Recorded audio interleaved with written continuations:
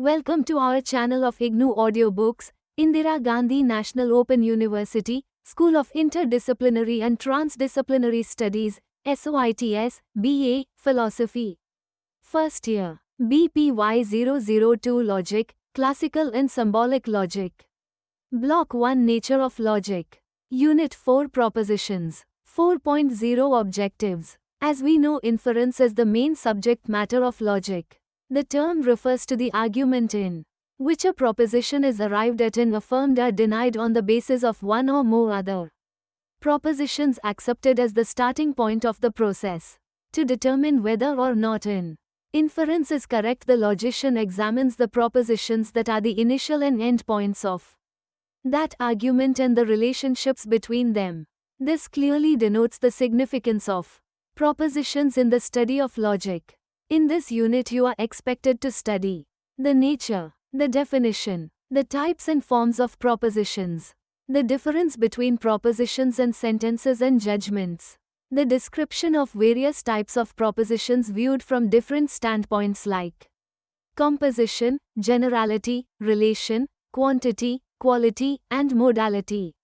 4.1 Introduction. Classical logic concerns itself with forms and classifications of propositions. We shall begin with the standard definition of proposition. A proposition is a declarative sentence which is either true or false but not both. Also, a proposition cannot be neither true nor false. A proposition is always expressed with the help of a sentence.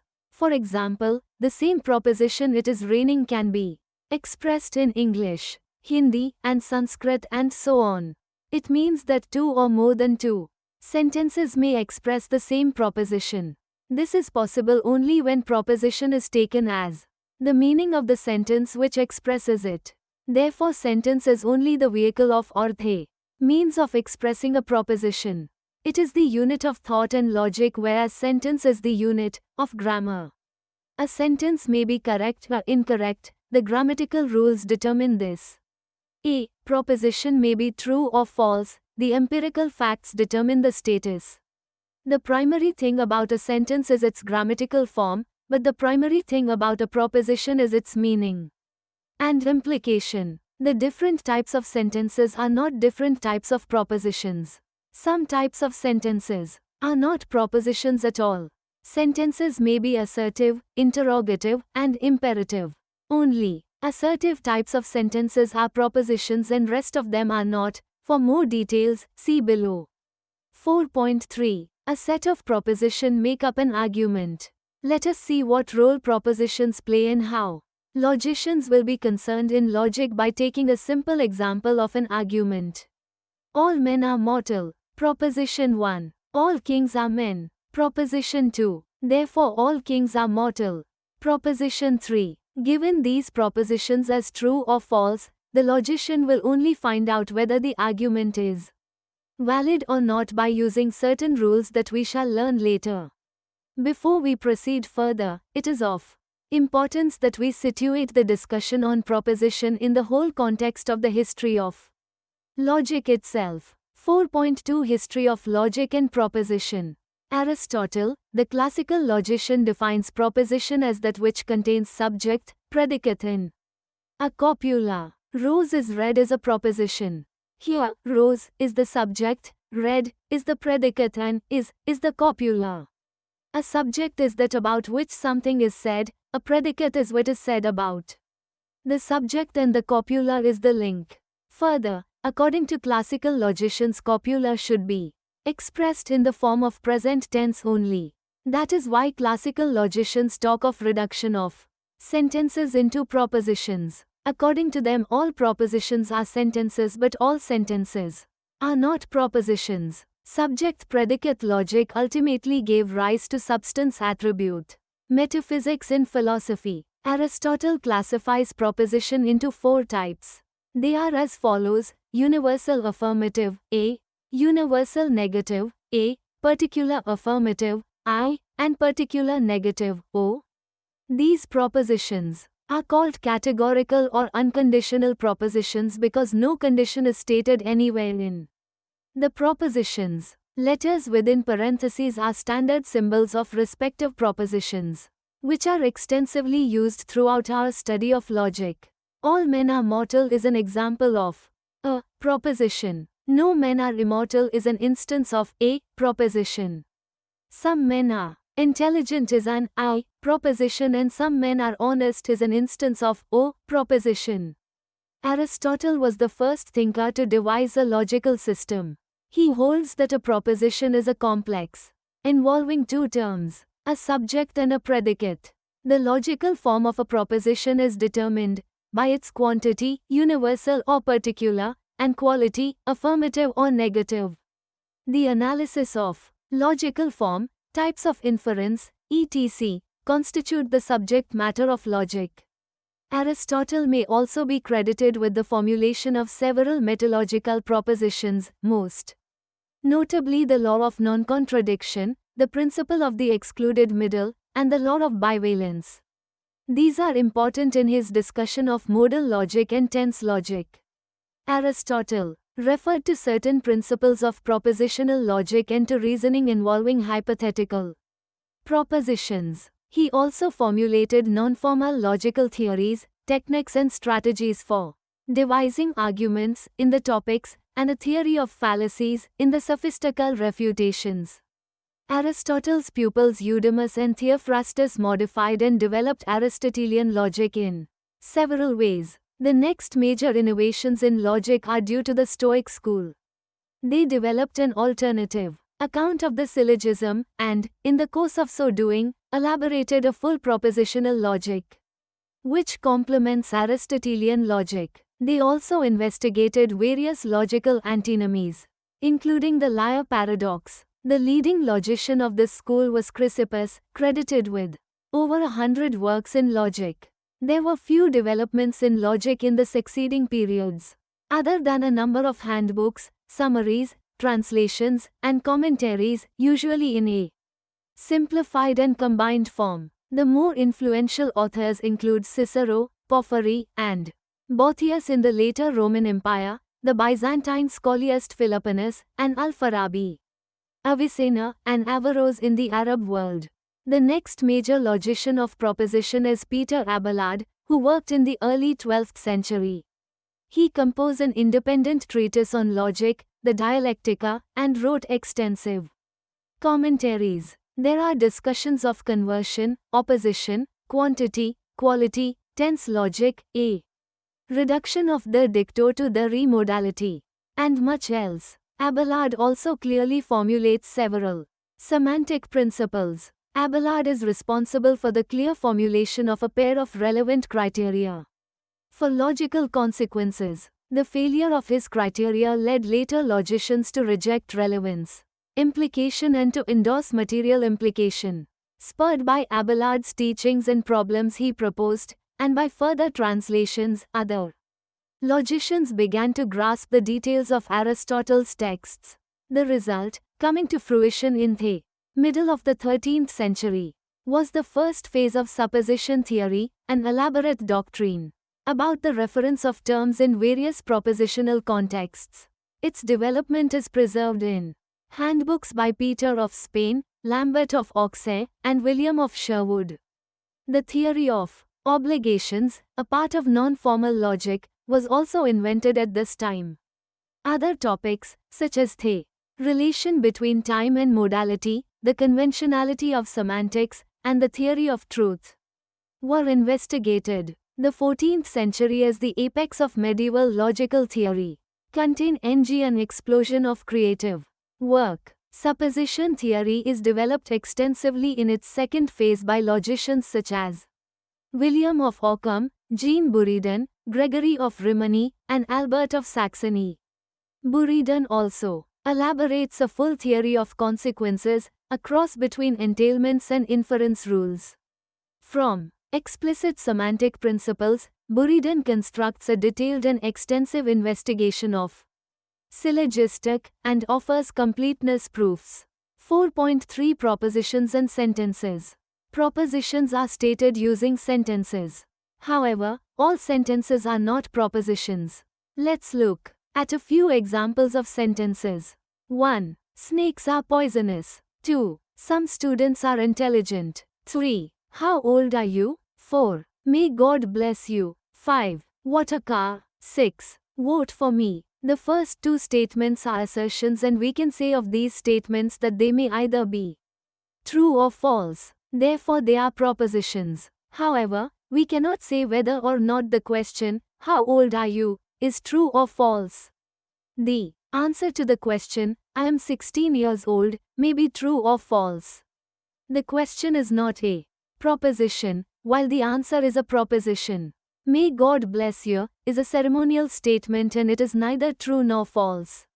Therefore, such statements are not propositions. What a car is exclamatory and has nothing to do with being true or false. Exclamatory statements are not propositions. Vote for me is an appeal or command. We cannot attribute truth or falsity to it. Therefore, evocative statements are not propositions. We therefore need to distinguish between sentences and propositions. The differences are: 1. Propositions must be meaningful in logical sense, sentences. 2. Propositions must have a subject, a predicate and a word joining the two, a sentence need not. 3. All propositions are either true or false, but sentences may or may not be. 4. Propositions are units of logic, sentences are units of grammar. 4.4 Propositions and judgments. Till the 19th century, idealistic philosophers used the word judgment instead of propositions. Nowadays, a distinction is made between the two words. Judgment means pronouncing a formal decision. Proposition means the result of judging. Judgment is basically the attitude we take, whereas proposition is that which we affirm or deny, accept or reject as true or false. Judgment is a mental act, a process, and an event in time. Proposition is time invariant. When we say, all kings are mortal, it is a proposition. When we assert, we believe that all kings are mortal, we are in fact taking an attitude, making a judgment. Sometimes, a statement may appear by itself to be a proposition.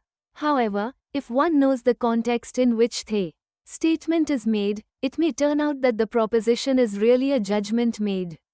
Consider the statement, all foreigners are unacceptable. By itself, it looks like a proposition.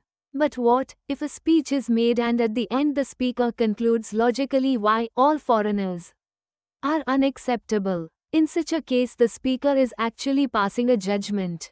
Sometimes, therefore, we need the context to distinguish a proposition from a judgment.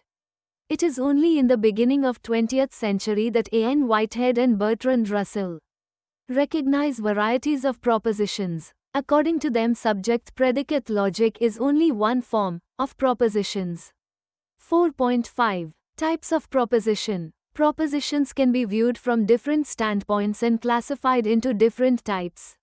Standpoint types of propositions. Composition: simple, complex or compound. Generality: singular, general. Relation: categorical, conditional. Quantity: universal, particular. Quality: affirmative, negative. Modality: necessary, assertoric, problematic. Significance: verbal, real. Composition: simple propositions. Examples: love is happiness. Tiger is ferocious. All white men were dreaded by the Red Indians. A simple proposition has only one subject and one predicate. Note that the subject, all white men, is one subject though it has many words. Similarly, Red Indians is one predicate. Composition: complex or composite propositions. Examples: violence does not pay and leads to unhappiness. She is graceful but cannot act. Either he is honest or dishonest. If John comes home, then you must cook chicken. She is graceful is a simple proposition. Cannot act can be written as she cannot act, which is a simple proposition again. These simple propositions are connected by a conjunction, but when two or more simple propositions are combined into a single statement, we get a complex or composite proposition. Generality: singular proposition. Examples: the dog wags its tail. George is my friend. Kapil Dev is a good cricketer. When in a proposition the subject refers to a definite, single object, the proposition is said to be singular proposition, a proper noun or a common noun preceded by a definite article. The forms the subject of such a proposition. Generality, general propositions. Examples: children like chocolate. All hill stations are health resorts. Some people are funny. Few bikes come with fancy fittings. When in a proposition the subject refers to many objects, the proposition is said to be a general proposition. A common noun forms the subject of such propositions. When it is singular, the indefinite article a is used. A dog means any dog. It generalizes across all dogs. Words like some, few refer to more than one object. Relation, categorical propositions. Examples: the pillows are soft. Junk food is not good for health. Music is the food of love. A proposition that affirms or denies something without any condition is called a categorical proposition. Recall that a proposition has a subject, a predicate and a joining word. The joining word relates the two together. In the first example, the subject, the pillows, is joined to the predicate soft by the joining word are. In this proposition, the softness of the pillow is asserted or affirmed. In the second example, it is denied that junk food is good for health. Simple and general propositions are categorical in nature. In the above examples, there are no conditions relating the subject and the predicate. Therefore, they are called categorical propositions. Relation, conditional propositions. Examples: if you study hard, then you will do well. Robert is either an athlete or a carpenter. A conditional proposition consists of two categorical propositions that are so related to each other that one imposes a condition that must be fulfilled if what the other asserts is to be acceptable. There are three types of conditional propositions. 1. Hypothetical proposition. 2. Alternative proposition. 3. Disjunctive proposition. 1. Hypothetical proposition. Examples: if you are hungry, then you can eat chocolates. If it doesn't rain, then the harvest will be poor. A hypothetical proposition consists of two categorical propositions. They are put within parentheses. The first part is called antecedent and the second part is called consequent. These two propositions are related in such a way that if the first is true, then the second must be true. If the second is false, then the first also is false. However, if the first part is false, the second part may be true or may be false. Example: if the sun shines, then there is light. Antecedent, consequent. 2. Alternative proposition. Examples: John is either a professor or a musician. Either we play football or we play cricket. John is either a doctor or the author of this book. An alternative proposition consists of two simple categorical propositions connected by either or, and thus suggesting that any one of these two propositions may be true or both may be true. John may be a professor or may be a musician. It is also likely that John is both a professor and a musician. The two parts of an alterative proposition are known as alternate. Either alternate may be true or both may be true. The alternative proposition will be false only when both the alternate are false. See for details block 3, 2.3. Either alternate or alternate proposition. John is a professor, John is a musician. True, true, true. True, false, true. False, true, true. False, false, false. 3. Disjunctive proposition. Examples: it is not the case that both he is honest and he is dishonest. It is not the case that both the meat is boiled and roasted. A disjunctive proposition consists of two simple categorical propositions, alternate, which are so related that both cannot be simultaneously true. Note, the fact that both cannot be true at the same time is the only difference between an alternative and disjunctive proposition. Thus, there may be examples which are common to both. In symbolic logic, we use disjunctive for alternative, and the third variety is called negation. Examples: either he is in the class or he is in the playground. either alternate or alternate proposition. John is in class, John is in playground. False, true, true. True, false, true. Modality, assertoric proposition. Examples: the earth moves round the sun. Objects far away appear small to the eyes. At 0 degrees centigrade water turns into ice. 11 players form a cricket team. The earth is not perfectly round. When the claim or assertion made in a proposition is verifiable, it is called an assertoric proposition. The assertion that the earth moves round the sun can be verified by scientific methods. If the result of such verification is true, then the proposition is true. Modality, necessary proposition. Examples: bachelors are unmarried male. The result of any number multiplied by 0 is 0. A point has no dimension. Propositions which are always true by definition are called necessary propositions. Modality, problematic proposition. Examples: perhaps he is a rich man. She may be happier off with him. There may be famine this year. In a problematic proposition, we only guess the truth or falsity and make no definite assertion. Quantity, universal proposition. Examples: all boys in the team are educated. No politicians are honest. Shillong is a hill station. When the predicate tells something about the entire class referred to by the subject term, it is called a universal proposition. The predicate term, educated, refers to the entire class referred to by the subject term, all boys in the team. Quantity, particular proposition. Examples: some girls are beautiful. Some songs are classical. Some men are religious. When the predicate term tells something about an indefinite part of the class referred to by the subject term, it is called particular proposition. Quality. The early discussion on proposition from the standpoint of quantity was based on the subject class being quantified by the word all, some, no etc. When we discuss proposition from the standpoint of quality, our focus will be on the copula between the terms. A copula relates the two terms and is of some form of the verb to be, is not, are not. The copula either affirms or denies the relation between two terms. Quality, affirmative proposition. Examples: some fruits are sweet. All computers are fast. Mr. John is bald. If the relation between the subject term and the predicate term is positive or affirmative, the proposition is said to be affirmative. In this case, the copula is of the form is or are. Quality, negative proposition. Examples: some fruits are not sweet. All computers are not fast. Mr. John is not bald. If the relation between the subject term and the predicate term is negative or denied, the proposition is said to be negative. In this case, the copula is of the form is not or are not.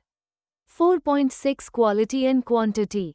So far we have viewed a proposition from various standpoints like composition, relation, modality and so on. More important of these are the standpoints of quality and quantity in viewing categorical propositions. Recall that quantity, universal; particular; quality, affirmative, negative. If we view a proposition from a combined standpoint of quality and quantity, we get the following classification as in Aristotle's logic. Quality classification: forms of proposition. 1. Universal affirmative a all, a, is. 2. Universal negative a no, a, is. 3. Particular affirmative I some, a.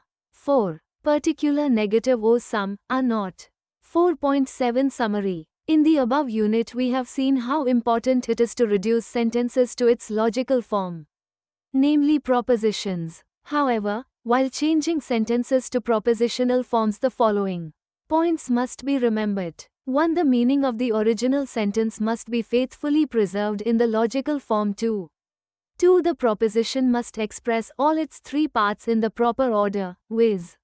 subject, copula and predicate. 3. The subject of the proposition can be found out by answering the question of what anything is being stated. 4. There must be a copula connecting subject and predicate. 5. When reducing a negative sentence to logical form, the sign of negation should go with the copula and with the predicate of the proposition. 6. Compound sentences must be split up into simple sentences to construct propositions out of them. 7. The quantity of the propositions must be indicated clearly. Thank you. Keep learning.